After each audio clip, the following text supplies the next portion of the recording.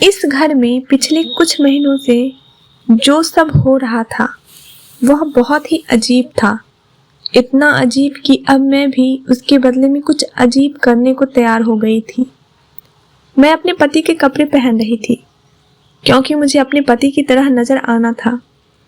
मैं ऐसा क्यों कर रही थी, इसके पीछे बहुत बड़ी कहानी थी, पर मैंने अपने पति के कपड़े पहन लिए और अब मैं बिल्कुल एक मर्द लग रही थी, और वह भी अपने पति जैसा।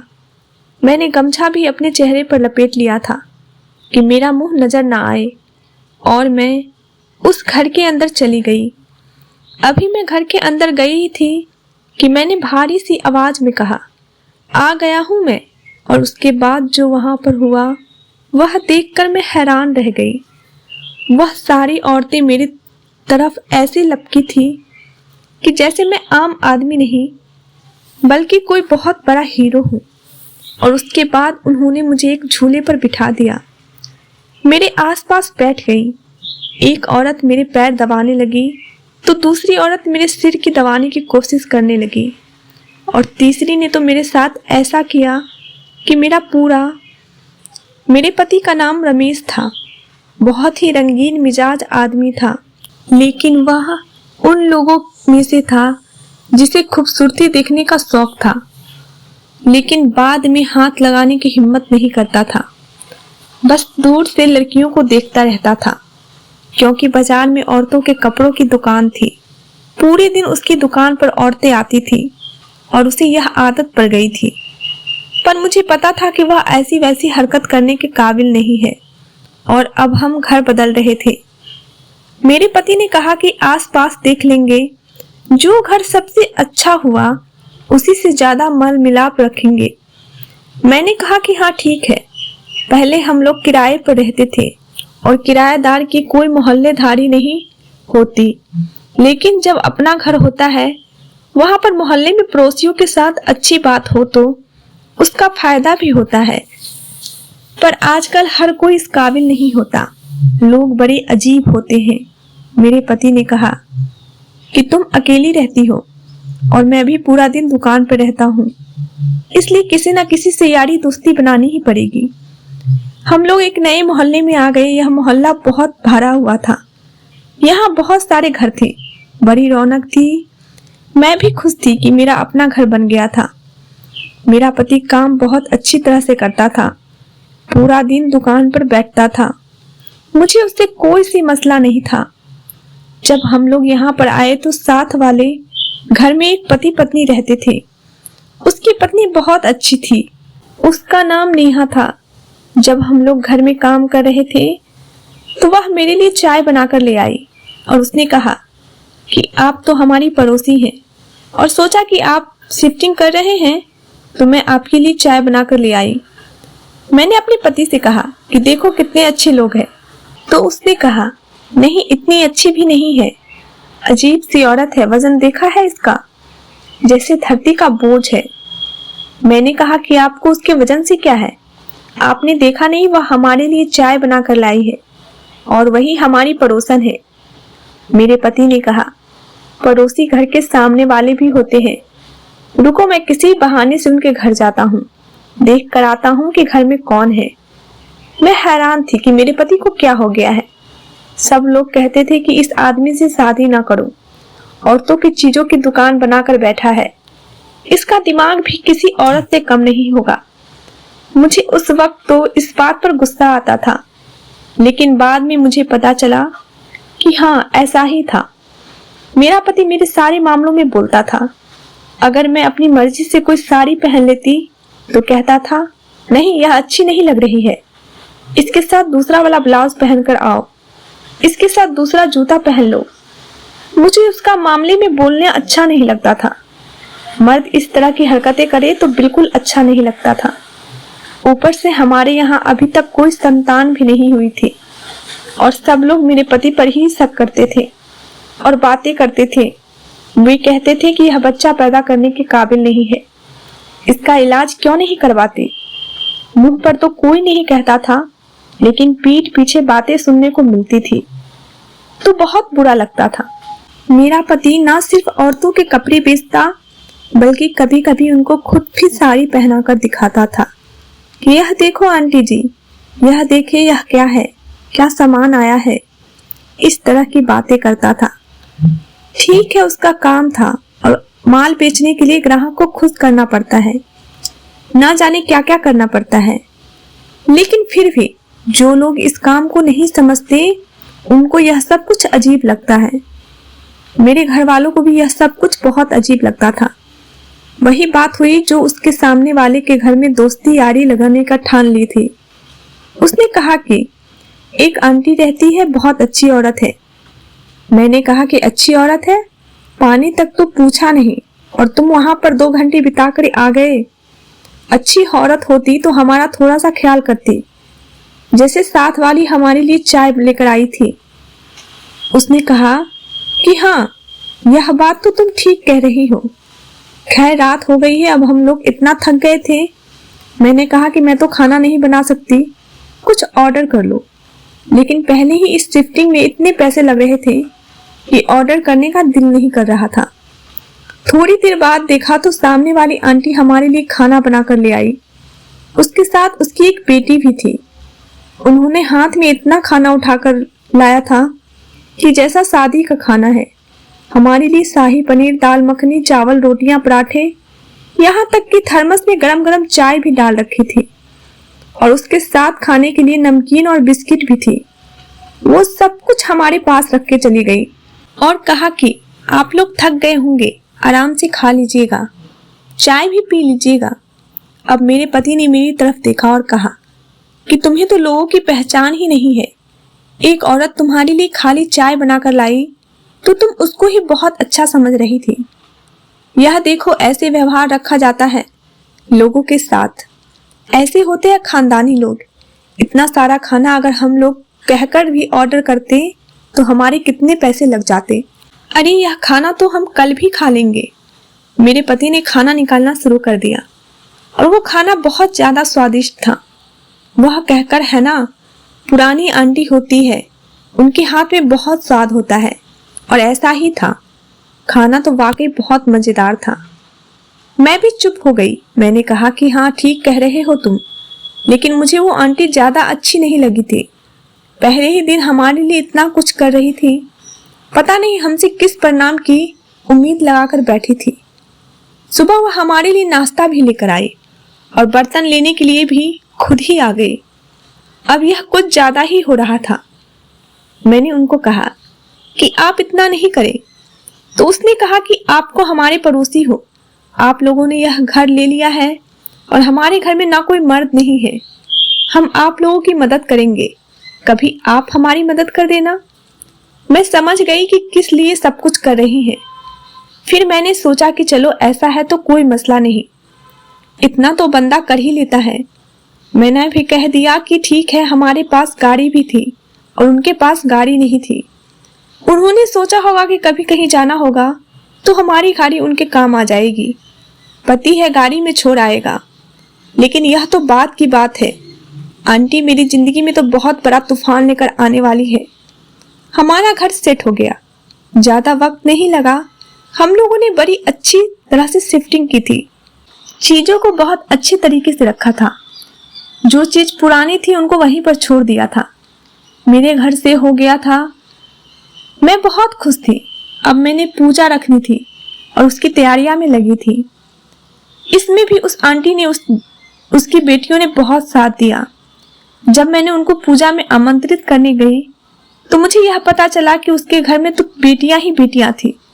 उसकी तो बेटियां थी और सभी इस खूबसूरत दुबली पतली एक ही उम्र की लगती थी। उसने कहा कि इनमें 1-1 साल का फर्क है, लेकिन जवान हो गई है तो एक जैसी लगती है। मैंने कहा कि आपने इनकी शादी नहीं की? तो उन्होंने कहा कि बस रिश्ते तलाश कर रही हूँ। लड़कियां अच्छी थी, मेरी बहुत इज्जत करती थी। मुझे चाय पानी पूछा, एक लड़की तो मेरे पास आकर बैठ गई। उसने कहा मेरा नाम मीरा है और कहा कि दीदी आप थक गई होंगी, आपने अकेली इतना बड़ा घर शिफ्ट कर लिया, मैं आपके पैर दबा देती हूँ। मैंने कहा कि नहीं नहीं, तुम मेरे पैर दबाना अच्छा नहीं लगता। मुझे बड़ा अजीब लगा, मुझे यह सब कुछ ज्यादा ही लग रहा था। इतना भी कोई किसी के लिए अच्छा नहीं होता था।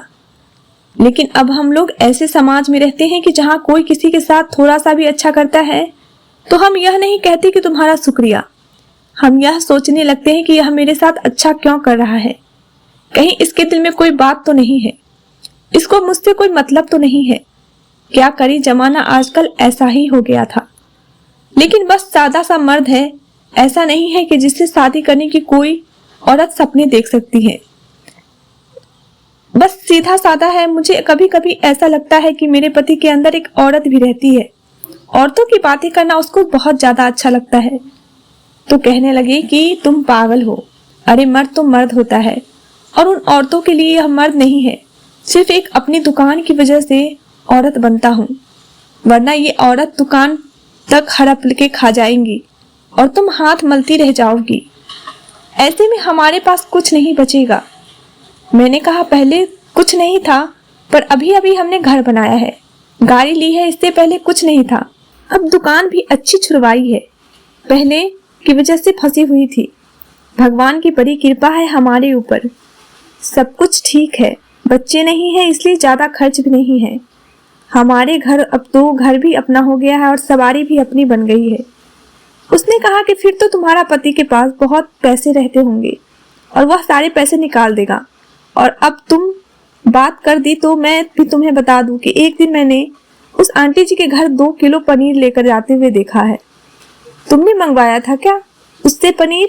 मैंने तो कहा मैं तो पनीर ज्यादा चाहती भी नहीं हूँ, मैंने नहीं मंगवाई पनीर। उसने कहा कि फिर आंटी जी ने मंगवाया होगा, उनके घर में पनीर लेकर जा रहा था। मैंने कहा कि हो सकता है आंटी जी ने उसे पैसे दिए हो। तो उसने कहा कि वह किसी को पैसे नहीं देती, जिसके उसने पैसे देने होते हैं किराने वाले के पास जाकर पूछो। इनका घर कर्जे पर चल रहा है। वह बेचारा उनके दरवाजे के आगे आकर एक दफा बातें भी सुनकर गया है, लेकिन माँ और बेटियों को शर्म ही नहीं आती। इनसे तो पूरा मोहल्ला परेशान है और तुम हो कि अपने पति का उनके पास खुला छोड़ा हुआ है। लेकिन अब मेरी एक बात गौर से सुन लेना, ऐसी सीधी अपने पति को मना नहीं करना, क्योंकि यह जो मर्द होता है ना, यह उल्टी खोपड़ी का होता है। इसे जिस काम से मना करो वही काम करता है। तुम मुझसे पूछना कि तुम वहां क्यों जा रहे हो और फिर मना करना कि नहीं जाया करो, या फिर उसको इतना बिजी कर दो कि इसके लिए इतना वक्त ही ना बचे। मैंने कहा कि वह तो पहले ही बड़ा मसरूफ रहता है, दुकानदार बंदे की कौन सी जिंदगी होती है, उसकी तो कोई छुट्टी भी नहीं होती।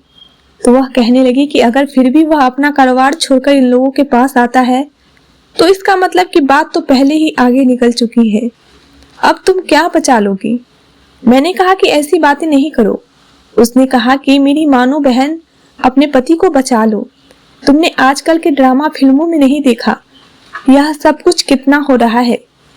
मैं उसके पास बैठकर मेरा तो सर चकराने लगा था। बातें तो उसकी सारी ठीक थी। रात में तो मैंने अपने पति से बात करने की कोशिश की।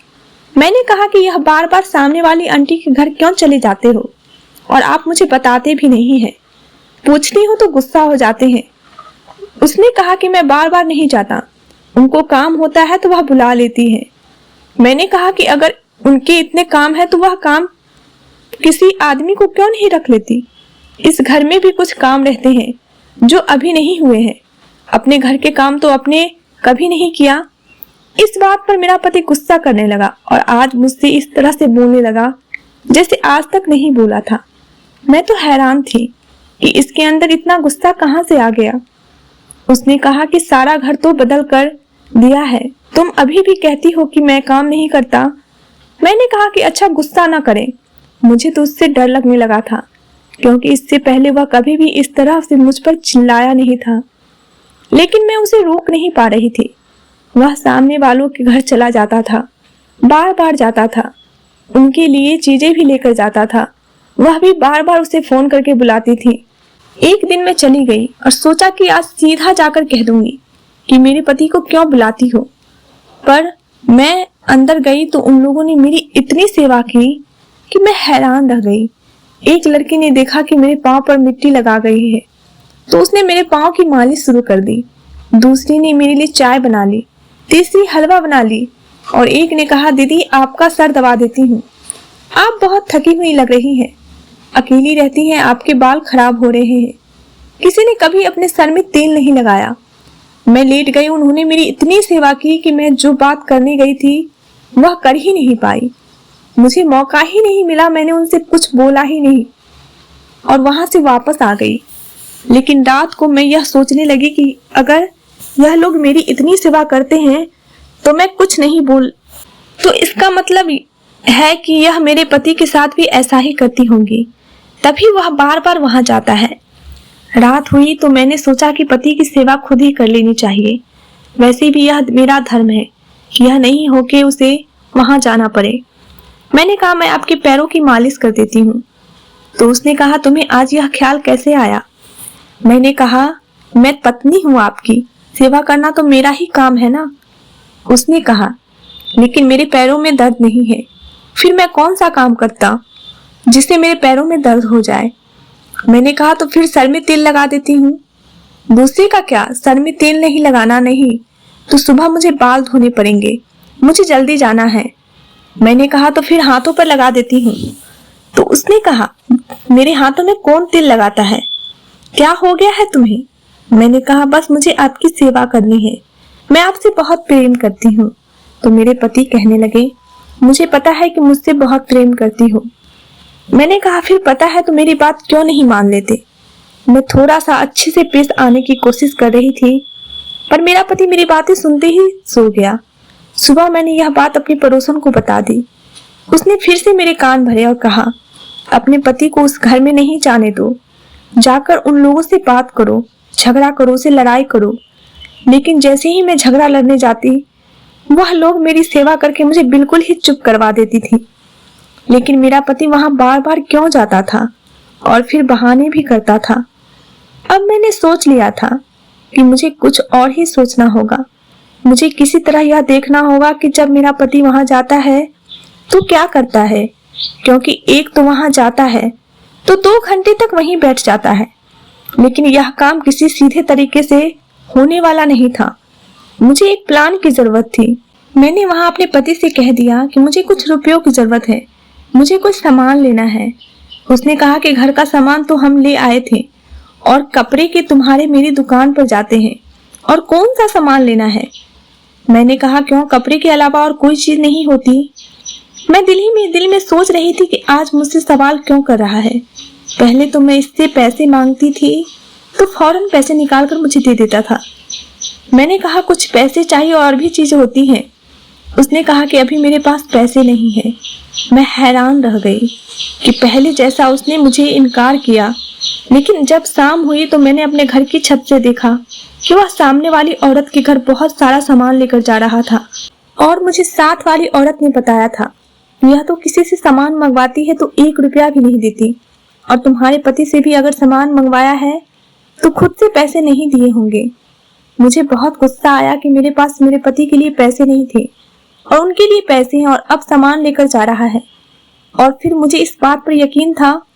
मैंने उससे पूछा, सामने वाली थी, तो उसने कहा दिया कि नहीं, कुछ नहीं मंगवाया था। वह मुझसे क्यों कोई चीज मंगवाएंगी? मैं कोई उनका नौकर हूँ? सामने तो मार्केट है जहाँ से ले सकती हैं। मैंने कहा फिर इतनी देर वहां बैठकर क्या करते रहते हो? तो कहने लगा कि मैं तो कुछ भी नहीं करता, वह तो बुला के ले गई थी। एक दफा उनको कोई मशवरा चाहिए था तो मैंने मशवरा दे दिया। बेटी के मामला था ना, बात थी। मैंने कहा अच्छा, दिल ही दिल में सोच रही थी कि तुम क्या खिचड़ी पका रहे हो। उसके बारे में मुझे कुछ पता चल गया है। मेरे पति का कपड़े पहनने का तरीका एक अलग सा ही था, क्योंकि वह दुकानदार बंदा था। वह सलवार सूट ही पहनता था और गले में एक गमछा भी डाल के रखता था, जिससे वह गर्मी में अपना मुंह साफ कर लिया करता था। कभी कभी उसी से अपना सर भी बांध लेता था। मैंने सोच लिया कि मुझे कोई प्लान बनाना पड़ेगा। एक दिन मेरे पति ने कहा कि आज मैं शहर से बाहर जा रहा हूँ, माल खरीदना है। वह माल खरीदने के लिए अक्सर दूर ही जाया करता था। उस दिन वह घर पर नहीं था और मैंने क्या किया कि उसके कपड़े में से ऐसे कपड़े निकाले जिसमें मैं उसकी जैसी लगूंगी या नहीं, ऐसा जोड़ा जो वह बार बार पहनता था, और सर पर टोपी पहन लेती थी और गमछे के साथ अपना चेहरा छुपा लिया करता था।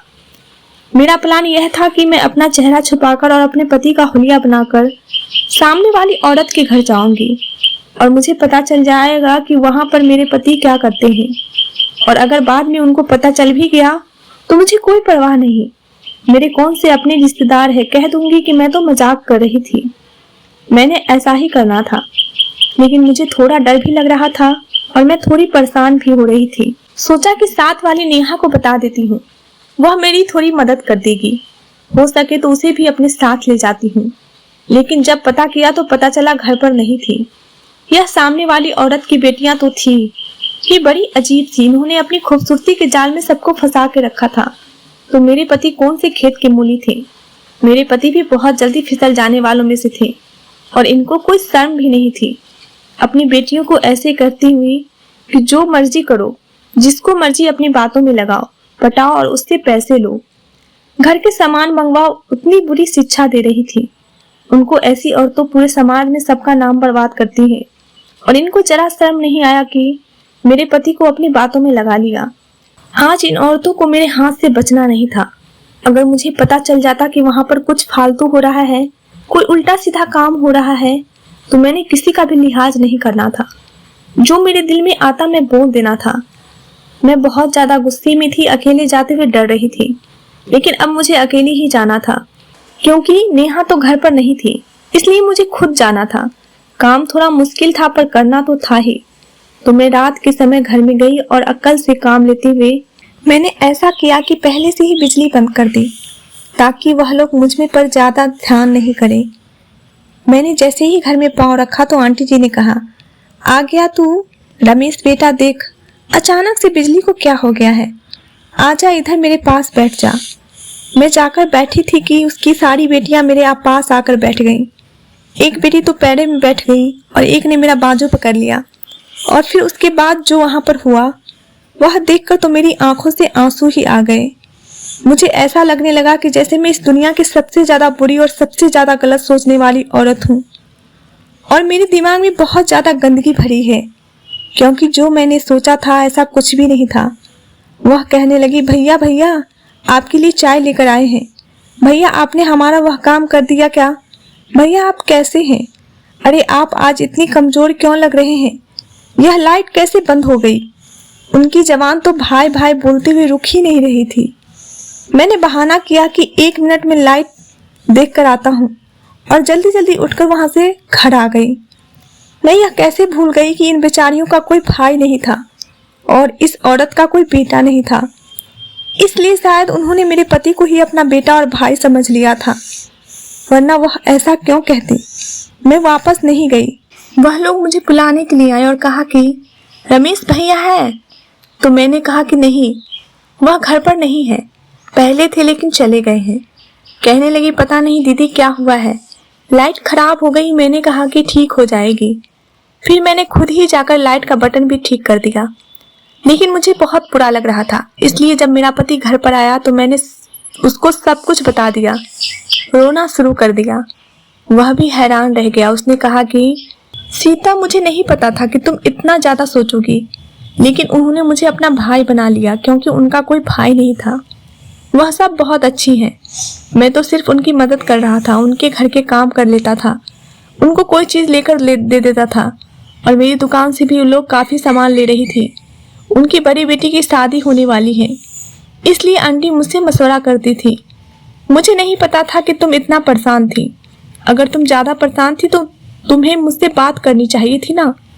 मैंने कहा जहां लेने, लेकिन मैंने नेहा से बात की थी और नेहा ने तो मुझे इन लोगों के बारे में बहुत गलत बताया था।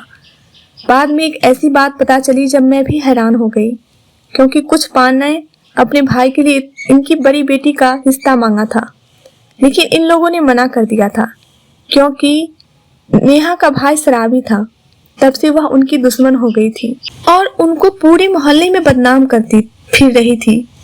यह सुनकर तो मैं हैरान रह गई। मेरे पति ने ठीक कहा था कि वह अच्छी नहीं है। उसने पहले ही दिन कुछ बातें देख ली थी। मैं तो इसे सोचती थी कि मेरा पति उसे बुरा कह रहा है, लेकिन सचमुच बुरी थी जो किसी की बेटियों को इस तरह से बदनाम कर रही थी। अच्छी कैसे हो सकती थी?